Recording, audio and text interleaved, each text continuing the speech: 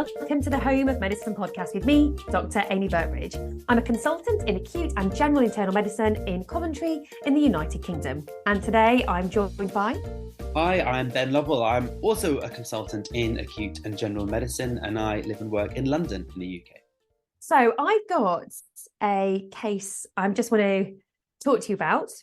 We've recently recorded a podcast about admitting or not admitting patients. And a couple of days after having that discussion on the podcast back in June of this year, I had a very similar situation. And I thought this would be a good follow-up case. Okay. So I was in the same day emergency care unit, and it was a Monday. And a gentleman came in to see me. He was 67 years old. He had no past medical history of note. He sat down in the chair. I've got this really nice clinic room now. S-Deck has been done up. Very lovely. And he sat down and I said, "How are you?" And he was like, "Well, I've had this chest pain. I went to see my GP last Thursday and I've come back today and I went to see my GP today. And my general practitioner has referred me to come to hospital." He went to his GP on the Thursday with left-sided chest pain, radiating round the back, worse on movement. He's a lorry driver. He drives long distances all over the United Kingdom and was finding that the pain was worse on moving the steering wheel. The pain was partially relieved with paracetamol and anti-inflammatories. And actually, over the weekend, he was very fit and well. On the Monday, he went back to his GP because the pain hadn't got any better and was in fact getting worse. He'd been at work all night that night. He tended to drive through the night and noticed that the pain again was worse on movement. His GP wrote a letter that said, "Please, this 67-year-old gentleman who presents with chest pain, please rule out a myocardial infarction." So I took a history and he was very fit and well. The chest pain he described was left-sided, radiating around the back. It was persistent, made worse on movement. There was no shortness of breath, no sweating, no nausea, no vomiting, no cough. There was no indigestion or dyspeptic-like symptoms associated with the pain. He'd never had pain like this before. He had no significant past medical history of note. He was a smoker and smoked 20 to 30 cigarettes per day. He didn't drink any alcohol. There was no illicit drug use, no family history of any cardiac-related problems. And he lived with his wife and had stairs at home, was able to mobilise around the stairs over the weekend, and in fact was able to work over the weekend as well. And in fact, we had a really long conversation about his job, who he worked for, what he did, what his normal day-to-day, job was like. He was really chatty and jolly and happy and looked very well.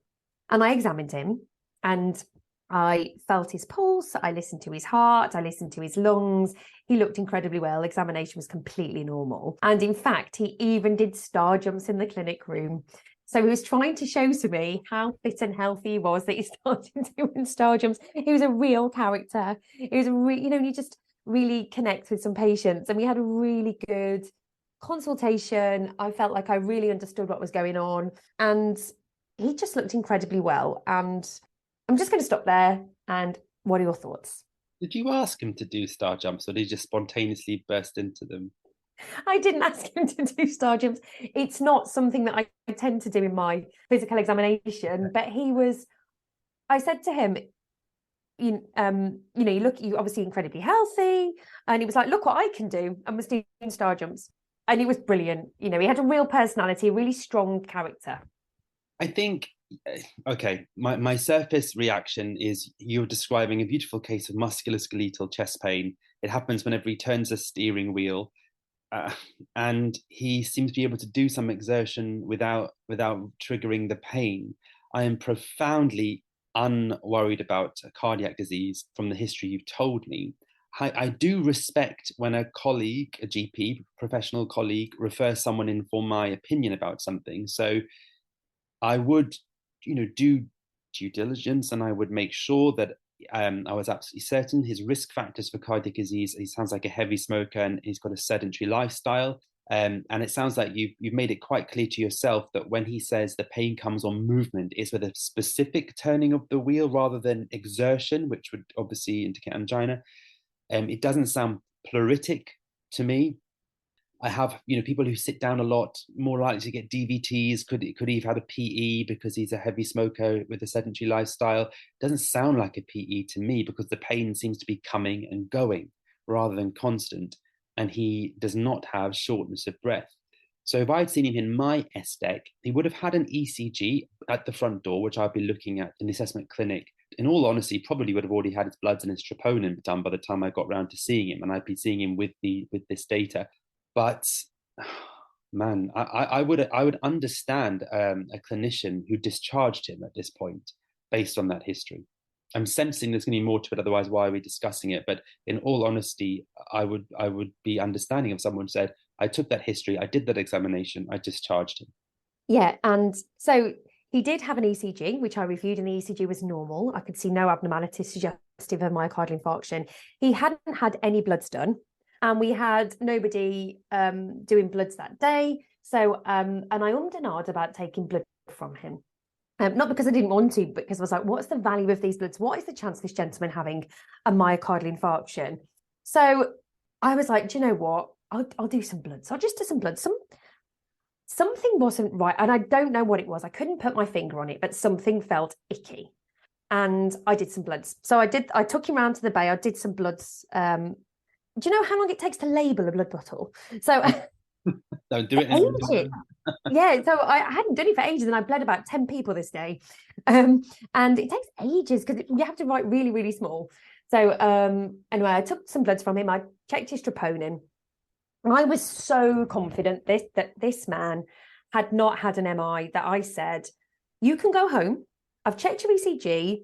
You've done star jumps in the clinic room. You look incredibly well. You've given me a strong history of musculoskeletal pain that is relieved with pain relief, that paracetamol and anti-inflammatories. My suggestion is don't go to work tonight because it's clearly exacerbating the pain. Take regular pain relief, paracetamol and anti-inflammatories. If the pain gets worse, go and see your GP or come back to us. I will contact you if your blood tests are abnormal. However, I strongly feel that these blood tests will be normal. Any thoughts? I think that's completely reasonable. I think many clinicians wouldn't have progressed to blood tests, but we do this quite commonly in SDEC. We say, I'm doing bloods, I'll call you if there's a problem. The results take an hour, go home, I've got your number. No news is good news. Otherwise, we'll give you a call with any concerns. We do this quite a lot. Absolutely. And that's exactly what I did. I tend to do that. I take the patient's number.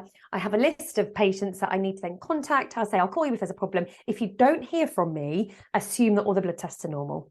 Mm-hmm. However, this was a busy day, and I sent the bloods off, and more patients come, and then you don't forget about them. You've got this pile growing. And at the back of my head was this gentleman. I must follow up these blood results. I must follow up these blood results. And guess what I didn't do? You forgot. I forgot. And I went home that evening. It was a Monday night. It was about 6 p.m. and I'd finished my shift, and it completely slipped my mind to follow up. And I don't know why it slipped my mind. It was busy. I was tired. I don't know, many reasons, but I forgot. Mm-hmm. I went home. The next morning, I came back in and I was like, I must check that man's bloods. And his troponin was 600. Okay. And I'm guessing that your cutoff limit is well south of 600 in your institution. So our cutoff limit is less than 3. Okay. Yeah. Okay. So I felt sick. Yeah. I felt awful that, oh my God, this man has had this massive MI, obviously, and I've completely missed it. What have I done? So this set a chain of events off that morning. And I got his phone number and I phoned his mobile phone. There was no answer. And I kept phoning and phoning and phoning. There's no answer. So I was like, I need to phone his next of kin. So I couldn't get a next of kin number anywhere. I phoned the GP. I got the GP to give me the next of kin number.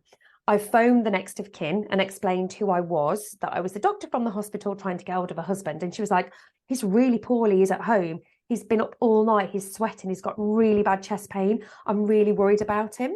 And I was like, okay. So what I would suggest you do is go home and I will arrange an ambulance to come and pick your husband up. So I called 999 from the hospital and I was like, I've got a gentleman. I'm really worried that he's having a heart attack. Could you please pick him up from his home?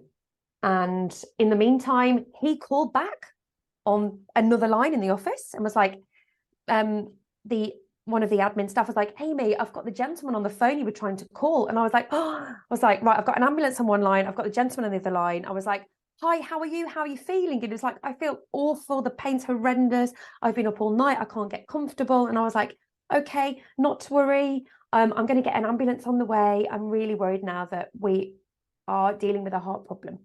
And, you need to come into hospital ASAP. And oh my God, just what was going through my head, this was only a few weeks ago. And the ambulance turned up. I stayed on the phone with him because I wanted to keep talking to him to make sure he was okay. The ambulance crew turned up and they were like, hi. So I'm the doctor. I saw him yesterday in clinic. How is he? And they were like, he looks really unwell. He's very sweaty. We're going to do a 12-lead ECG. They did a 12-lead ECG and they went, this man's having a ST elevation myocardial infarction and we've called a STEMI alert and he's coming to resus. And within an hour, he was in resus in our hospital and he went to the cath lab and had primary PCI that day. Just, I can't even, I don't even know what to say. Is it my stupidity? What did I miss the day before? Was I ignoring signs because I needed to get through patients? Was he downplaying his pain by doing the star jumps in the clinic room? I don't know. It sounds, I mean, he had a STEMI. And He had a STEMI. in retrospect, we think, oh, he had a STEMI, and now maybe we know that. Was he having crescendo angina, unstable angina leading up to a STEMI? That's the new slant on it with our retrospectoscope, right? And one thing you're worrying about was, were you guilty of a thinking, a bias or a thinking error, cognitive error called premature closure, which is when you decide on the diagnosis and once you've done that, you stop thinking, and that is the diagnosis, and that's what it is now. I have chosen it, and you don't keep looking. As you heard from me as you presenting the story, I may not have even have taken bloods in the first place, and you did. So I don't think you did experience premature closure because you still kept your net cast relatively wide, and you looked for alternate diagnosis, which you did find. In the mix there's this whole thing of we got busy and I didn't check it. And maybe if I checked the troponin of 600 the night before, I could have pulled him in and we could have done the PCI prior to him having the STEMI, or I don't know. So many ifs and things that you never know. Every clinician has patients like this in their internal library, where you think I could have or should have done better. But even when you go back, and people listening to this, listening now will be thinking the same thing. What would you have done differently? This is how I work through these cases with the people I supervise. Going back now, what would you have done differently? And I suppose the superficial answer is I would have admitted him. I would have taken the history, done the trop, kept him in and admitted him. But would you really, based on that history, would you really have admitted him based on that? I can't think of anyone who would, unless they were the most risk-averse people in the world. Someone who did star jumps in their clinic room, someone who only had it when they did a certain motion. I think that if they did do it, they'd be getting very different feedback in way over 99% of the time. Which is, look, you don't need to admit all of these patients who are coming in with any kind of pain between their nose and their knee. You need to have it be a bit more risk averse. It's only with the benefit of hindsight that we're picking up on these things. So I don't think, hearing it secondhand, that you experienced a cognitive error, that you had an error of thinking here or in clinical reasoning, which what we talk about. I think a patient presented with a fascinatingly atypical presentation of a serious disease, who had all the right tests done, but there for the grace of God go I, with someone that I saw in my clinic and sent home. And I have sent people home before who've gone home and something catastrophic has happened and they've come back in a real emergency. And I've thought to myself, I've ruminated going, how should I have picked this up beforehand? but there was no way of knowing. For example, a long time ago, I sent someone home who had a bit of vomit, a bit of diarrhea and vomiting after eating something dodgy, a bit of food poisoning. That was my diagnosis. First lactate was 2.5, a bit high, but she'd been vomiting, she was dry. Second lactate, beautifully, 1.5 came down, went home. Then she went home and came back and she perfed. And she ended up having a laparotomy. And then, my goodness, the soul searching I did afterwards, going, how on earth can you confuse abdominal viscous perforation with diarrhea and vomiting? Do I even merit the degree that I hold, the title of doctor? But when something something looks like a horse, sounds like a horse, it is a horse. And we say, don't always think zebras, but zebras come up. And I'm interested in thinking, how do we as clinicians process the zebras when we meet the zebras, when we feel that because they were a zebra, they came to harm that could have been presented? And second of all, how do we process things happening because we were human beings and we were working within the constraints and the demands of a particular environment? If you are so busy you can't even get to the toilet or have a drink of water or a lunch break, then of course you are not going to get around to checking blood tests which you mentally deprioritized over more visible and urgent and present clinical scenarios which are in front of your face. And 99 times out of 100, that won't come to any harm. But then if a zebra meets a human being who's working in an environment which demands them to be superhuman, which we can't, you will get a case like this. And I'm very interested in how we process this, we debrief this, and what's available to us to do so we can turn it into learning and not into a wound, which means that we either become completely risk averse moving forward, we become disturbed, depressed, anxious about it. And we don't have something called previous case bias, which means every single person we meet gets the full head to toe treatment because we once got burnt on a case like this. How do we negotiate these so we move forward? Did you say this only happened a few weeks ago? Yeah. It's tell me very fresh. Tell me what your process is, because I think this is useful to share with anyone listening who we all have cases like this. How did you move forward? So I'm still in that process now, actually. I'm still moving through it. So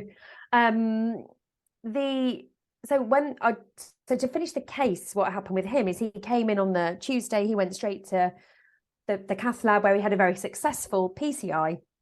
And I thought, I'm going to have to do duty of candor. I'm going to have to tell him that I messed up because I did. And I genuinely believe that I made a mistake. And I need to own that mistake. Regardless of what went on during the day or how busy it was, I do think that I could have done things differently. I felt there was something icky within the case, which is why I did the blood tests. So the question is, if I did a troponin, I should have waited for the result of that before sending him home. He was very keen to go home. He looked very well. So I was biased by that as well. So he had his PCI. I went to see him the day of his PCI later on in the Tuesday evening. He was sitting up in bed reading a paper. He looked incredibly well. And he was like really happy to see me. He was like, oh, thank you so much for phoning me. If you hadn't have phoned me at home, if you hadn't have called an ambulance, I wouldn't have come in. Thank you. And he was thanking me. And I was like, you shouldn't be thanking me. I was the one who missed this yesterday. And I apologized and said, I'm sorry. I should have kept you in yesterday. And he was like, no, I was fine. I wanted to go home. He did the right thing. I was like, okay, well, let that lie. So I said, I'm sorry. I did a blood test. I should have called you. I didn't call you. I called you in the morning. And he said, but you didn't call me. So that's okay. And I was like, okay, he had no issues at all, the patient. He was absolutely lovely. What was really interesting was the notes from the admitting team who'd seen him. This patient was seen yesterday by a consultant in acute medicine in the resuscitation area of ED. I didn't see him in resus. The gentleman was seen and discharged with a troponin of 600. Unacceptable. This was clearly missed myocardial infarction. So number one, I didn't see him in resus. Number two, I didn't have his troponin result. And number three, I hadn't, and it was just really interesting. This was documented in the notes. It was in black and white. So I then documented my duty of candor and I explained the situation. I detailed it clearly, what had happened. I said this man was not seen in resuscitation area yesterday. He was seen in the same emergency care. But also, if I had seen him in resus with the same presenting complaint, would I have sent him home? Probably not, because where we see people also biases our decision making. I saw him in a beautiful clinic room, did a lovely consultation with him instead of in a busy resus where everybody's sick. So if I'd seen him in an area where I expect to see sick people, I would have probably kept him in. Because I saw him in an area where I expect to see well people, I sent him home. And it just got me thinking about, does the location we see people affect our decisions? And to add to that, a patient sitting in a waiting room in their own clothes versus a patient lying down in a hospital gown in a bed look like two separate patients. Everyone looks so much better when they're dressed and sitting up, when they're pajamaed and lying down. Yeah, it's completely different. He was in his own clothes. He was sitting, chatting, so well. And then obviously when you see him in resus in a hospital gown, it's very different. And it just made me really reflect on that. But that the day when this happened, I chatted to colleagues at work and said, this is what I've done. I cannot believe I've messed up. And there were a few who were like, you should have kept him in. You did the blood test, you should have kept him in. And there were a few who were like, you didn't do anything wrong. You safety netted him. You just forgot to phone him. And it was different opinions on how I dealt with it. So I think going to speak to him and explaining what had happened was the right thing to do. We do have a duty of candor that we have to tell patients when we do something that could have adversely affected their outcome. So having a conversation with him sort of did help. Has it affected how many troponins I do, how many blood tests I do? Potentially, yes. I'm not entirely sure because, as I say, I'm still sort of in the middle of it all and I'm still working through it in my head. He's safe. He's well. He had the right treatment. Actually, an adverse event, I guess, didn't happen to him, to be honest. But I still should have admitted him. To admit or not to admit, that is the question. And I still don't know the answer. I wouldn't have admitted him. I think that if we were going to work through this, if I was, for example, if you were my trainee and we were working together, I think the way I would frame it is I would say, well done on picking up that something was not quite right and doing the tests. Well done for actually doing the blood test because you felt that was clinically indicated. Well done on picking up and getting that patient back in and getting in the treatment we need. In terms of moving forward, why don't we make a plan now that you're going to do differently moving forward to come out of this? And this is just one learning point because this is a training and this is what we do. We learn every day. So why don't we say the one thing you do differently next time is if you do decide to do a troponin on a patient, maybe they're the one patient which you always wait for the result for. Do you wait that 1 hour for? LFTs, bone profile, anything else, send them home. We'll give them a call because then if we do not get around to calling them, it may be at the end of the world. But maybe troponins for movement, that's the one thing you do differently. I think it's really important when you're debriefing case like this, you come out with one single objective thing you do differently next time, rather than I'm terrible. I would just do everything differently next time. And I think that's more of a useful learning point, and it helps people sort of draw a line under things a bit better. So that's probably how I would work through it with you if you were my trainee. I don't think you would forget or not get around to doing blood tests, reviewing the blood test results again in a shift now because of what's happened to you. No, absolutely not. No. So I don't think that would be such a useful action point to come out of it. But I would have that conversation with you, and then I'd consider the matter closed. I think it's amazing how understanding patients are when you are open. Oh, yes. And that happened to me before. You think I'm going to get in so much trouble, but actually they can be completely understanding when you explain. I remember cases I read in the media about families saying we forgive the doctor who made this error that it caused my relative's death because I understand they were under huge amounts of stress. There was a case back when I was training of a trainee doctor who accidentally misadministered insulin, and the patient died from an insulin overdose. And in the inquest, it came out that that doctor had been doing 100 hours that week, was covering too many wards, was carrying too many bleeps. They'd simply burnt out at the end of that shift, and they, as a human being, would. And their family said, we place no blame with Dr. X because we understand they were operating under different conditions, and we urge the hospital to rethink the environment doctors work in if this has happened to my relative and they've lost their life. I think people can be profoundly understanding sometimes. And as the duty of candor says, we have to be absolutely open and honest with all patients who are involved in a mistake or a near miss, which I think was absolutely right that you did it and documented it. My final thought is just to everyone, be careful what you write down in a medical legal document. It is not the place to air grievances. It's not a place to protest scores.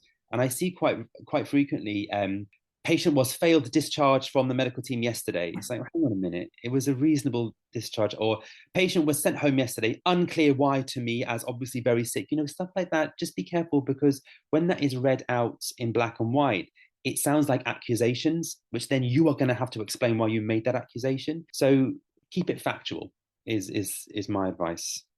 Yeah, and I think as an acute medic, I see the number of patients I see on a day-to-day basis, we see large numbers of patients.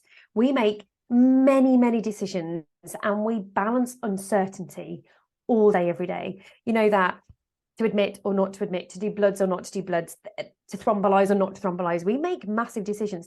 And these decisions range from to do a blood test or not, or to the more extreme, to cardiovert or not to cardiovert, to thrombolyze or not to thrombolyze. We are very much making decisions on very, very well patients to very, very sick patients in the course of a day. Our spectrum of patients we see is massive, huge. And it really made me reflect on the number of patients we see, the amount of time we are given to see each patient, how we are biased by the place we see them.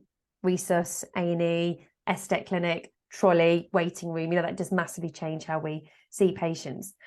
And he told me a story I wanted to hear because he wanted to go home. But also I took the story that I wanted to hear because I wanted him to go home, because that was what he wanted. And, I'm always banging on about listen to your patient. They are telling you the diagnosis. And I probably didn't do that on that day. Or maybe I did because I did the blood test, but I was just ignoring that little sign inside of me that was saying, don't discharge, don't discharge. And I sent him home anyway. What really upset me was the comment in the notes. Yeah. I don't know why this patient was sent home. Clearly missed MI. And I'm like, well, it wasn't clearly an MI. I wouldn't have sent this man home if he'd had a myocardial infarction. And it was quite accusatory and absolute, it makes me think how we speak to people at work, how we communicate, how we document. It's all about being kind and civil to the people we work with. And that one line really upset me, probably more than... Yeah, I can tell. I think we have to work from the basic assumption. I do a lot of simulation training, and we have something called the basic assumption. And the basic assumption is everybody is trained and intelligent and wants to do a good job. You have to start from there. It is very rare, fascinatingly rare, that anyone in healthcare comes into work and says, I'm going to do a really bad job today. I'm going to harm patients and hurt people's feelings. I mean, that is, it's in the news like once in a blue moon. It does happen, but it's rare. We have to come from the basic assumption that people, I thought they were doing the right thing at the time, and work from that point, rather than people are just negligent and lazy. I really like that idea, actually, that we all go to work wanting to do the best we could possibly do. And I didn't in this case, and that was not intentional. I didn't intentionally not do the best I could do. It was just human error. And I think just be so careful with what you write. I'm not even a fan of exclamation points in notes. My notes are very dry. I just think, how would it be if a patient saw these notes as one thing? How would it be if I had to read these notes out at some kind of formal event, which is not unusual that in your career you get invited to an inquest or a coroner's meeting. And would I be able to back this up with actual evidence, or am I right?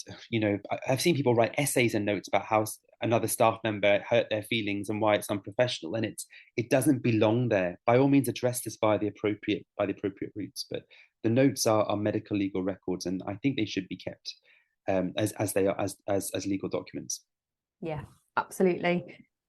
again, another interesting to admit or not to admit. And I think these are the cases that we deal with day to day in acute medicine. You know, should I admit this patient or should I not? And we deal with that uncertainty. And I still don't know how to manage uncertainty best. Some days I think I do it well, some days I don't do it as well. And that's probably a fraction of how I'm feeling internally, to be As honest. you say, you and I, we have chosen a specialty which mandates that we see thousands of patients a year. Yeah, absolutely. Yeah. You know, if that's 10 decisions per patient, I can't even do the maths. So we have chosen specialty which mandates that we see many patients. Are we seriously going to say, I'm going to see thousands of patients a year and not make one error? That's in human factors, that's called the perfection myth, because it is a myth that you can concentrate really hard and think and be really clever and do lots of reading and be completely mindful and you never make a mistake. And we know from studying human beings of going about their business, it is an absolute myth. So you have to build organizations and structures which catch our mistakes and try and minimize the harm when it comes to them. And you did catch your mistake and you did bring the patient in rather than let him stay at home and continue to infarct. And make sure we don't have punishments in place for people who did not achieve perfection, because we know it is a myth. Yeah, absolutely. And I think at the end of the day, the patient had a good outcome. He went home the day after his procedure and he was really happy and he saw no concern with any of the care that he received. That's nice. So yeah, so that was a good outcome to maybe a not so good clinical decision that I made. And I'll reflect on that and learn from that. And I will talk about that. So talking about it on the podcast and also talk about it in peer learning at work and, you know, share suggestions and, you know, what would we do differently next time? Mm-hmm. Another interesting case. Thank you so much, Ben, again, for your wonderful words of wisdom. It's almost like I've had like a therapy session when I had some of these. So I hope everybody also got some learning points from that case. Thank you to everybody out there for listening. Goodbye. Bye. You've been listening to the Home of Medicine podcast, a podcast brought to you by the EFIM Academy in association with the European Federation of Internal Medicine, a leading organisation in internal medicine. Thanks for listening.